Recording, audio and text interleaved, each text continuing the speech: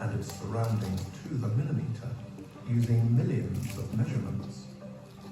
Combining the measurements with data gathered during the previous 10 years, a computer-generated 3D model of the buildings was created.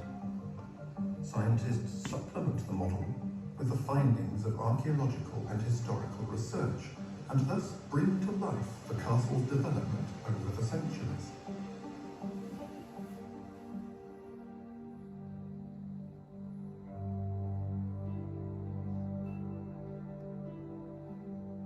The castle's construction and modifications were studied as early as the 19th century.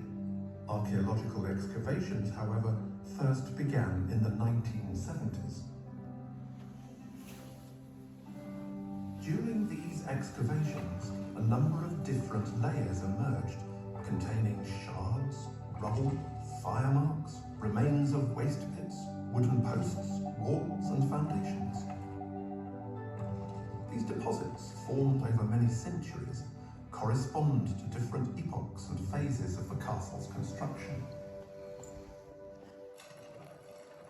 The architectural history of Vianden's rocky plateau stretches over 1,600 years.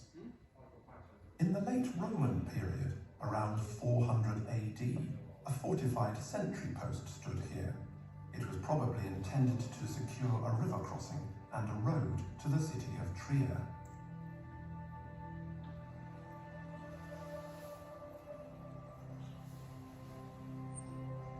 This high rock, with its steep sides, towered above the river Our and offered excellent protection against attacks, a necessary defence as the Roman Empire at that time regularly experienced raids and invasions by Germanic tribes. A range of ceramic shards and metal coins were essential for dating this phase of construction. Although only a few pieces of the late Roman buildings were found, archaeologists nevertheless managed to reconstruct their floor plan. The masonry of today's castle still contains pieces of a large tower from this time. The shallower side of the rock was protected by a wide ditch. The ditch was built over a few centuries later, but it can still be seen today in the cellar of the castle. Additional stone and wooden buildings can only be reimagined on the basis of a few excavated remains.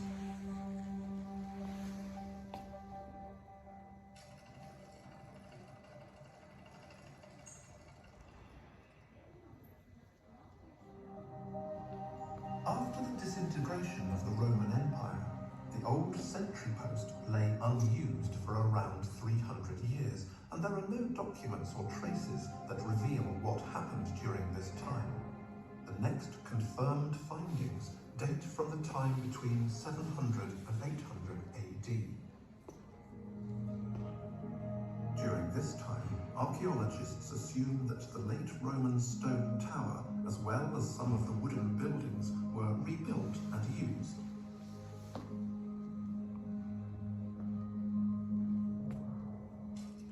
About 200 years later, circa 1000 AD, a castle appeared for the first time on the rocky plateau.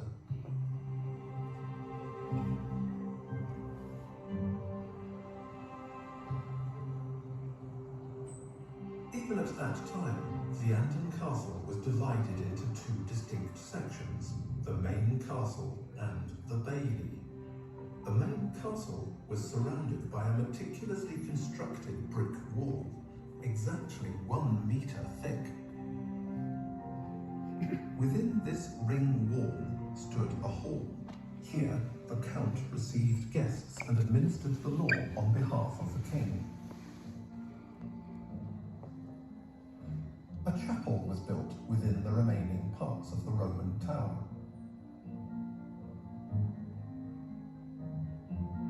The entrance to the main castle sat above a nearly vertical rock, which was probably reached by wooden stairs. The original doorway has been preserved to this day. The second section of the castle, the bailey, was at the time protected by palisades.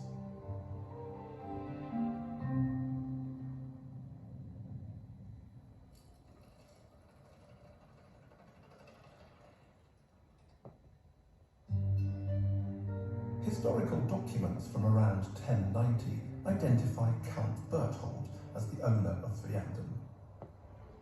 He probably moved his residence here. Over the following century, his descendants built the castle into the centre of their county. Written sources suggest that from then on, noble families inhabited the castle uninterruptedly for hundreds of years, and architectural evidence lends further support to this.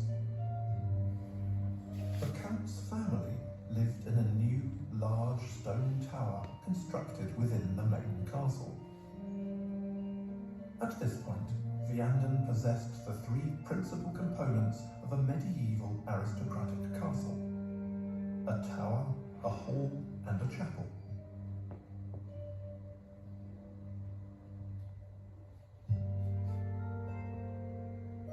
The bailey contained the gatehouse and other stone outbuildings, which were probably used as storage facilities, stables, and workshops.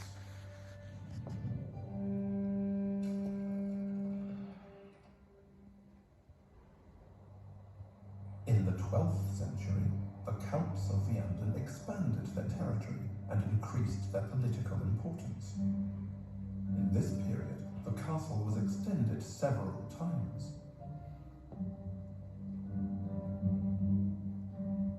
The residential tower was greatly enlarged.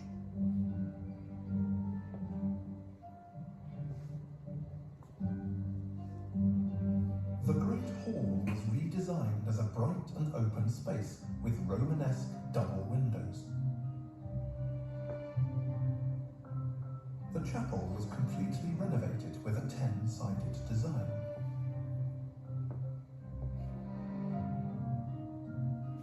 The three buildings were connected by a circular wall walk, which required moving the ring wall farther away. The new wall was 5 meters thick in some places and set on top of high arches. The constructions from this period were able to be dated by analysing wooden remains, such as the remnants of scaffolding, using a common technique called dendrochronology.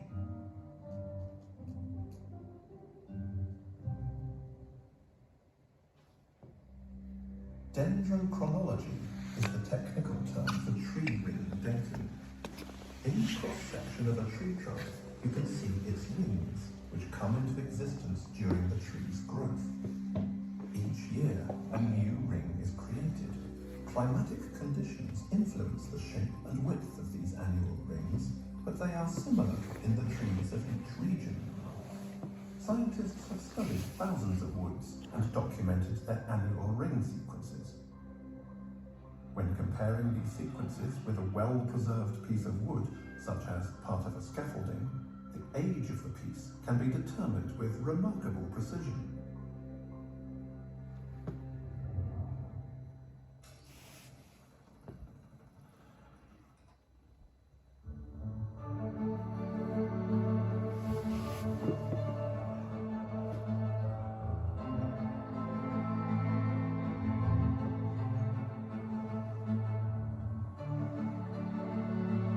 Decades after the extensive construction works, the appearance of the castle changed once more. The castle was extended across nearly the entire plateau. Buildings, such as the old hall, were demolished or integrated into other structures, while further buildings were added. A 3-story Great Hall was built, measuring 30 meters long and 10 meters wide. It became the place where the Count administered the law and held court. Between the Great Hall and the chapel, a gallery was built, its large openings topped with trefoil arches. The chapel itself was magnificently expanded. The upper story was reserved for the noble family.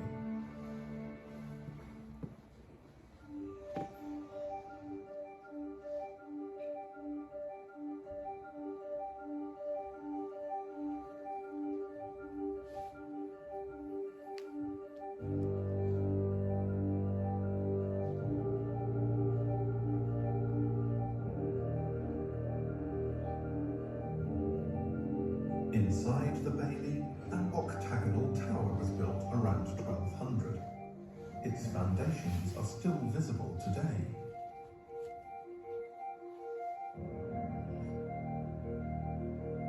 The tower is located on a central axis which runs through the newly designed buildings, the Great Hall, the gallery and the chapel, and is turned towards the settlement. During this period, the town of Vianden began to flourish.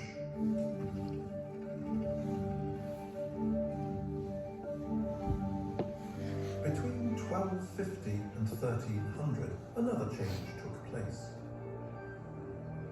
The castle was renovated in Gothic style. Particularly impressive features of this period include the elevated attic stories as well as the Gothic vaults inside the main castle.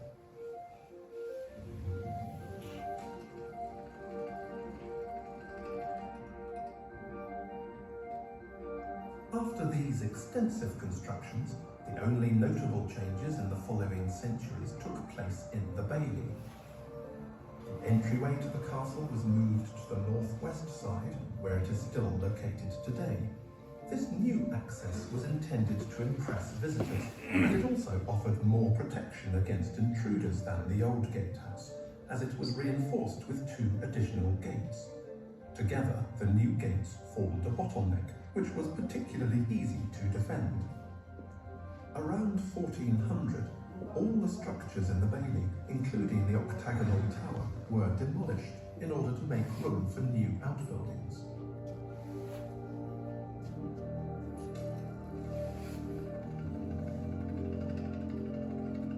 Up to this point, what we know about the appearance of the castle is based on architectural and archaeological research.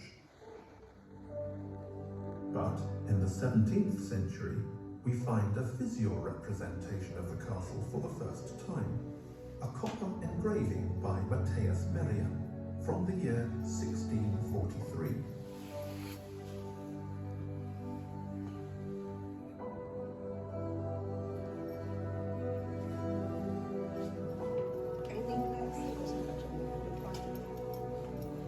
At that time, the castle was used as a repository and residence by the count's administrators.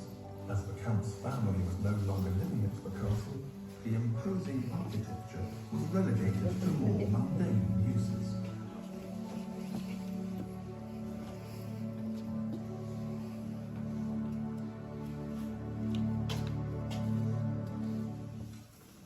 Devi riniziare.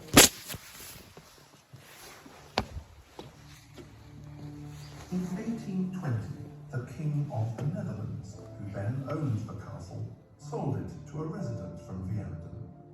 The castle was subsequently used as a quarry and finally fell into ruin.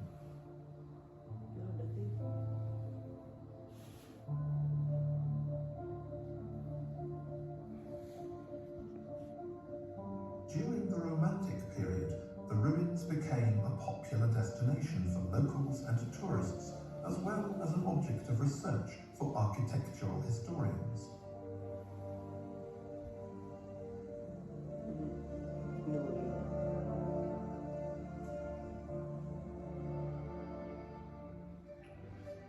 In 1977, the ruin finally came into the possession of the Luxembourg state, which decided to rebuild the castle in the Gothic style of around 1300.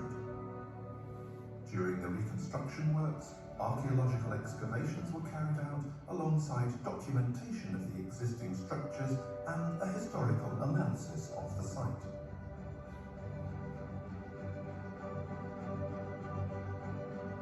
Today, the Castle of Vianden is by far the most popular attraction in Luxembourg, welcoming more than 200,000 visitors each year. With its astonishing size and history stretching back more than 1,000 years, many Luxembourgers see the castle as a symbol of their historic prominence and significance.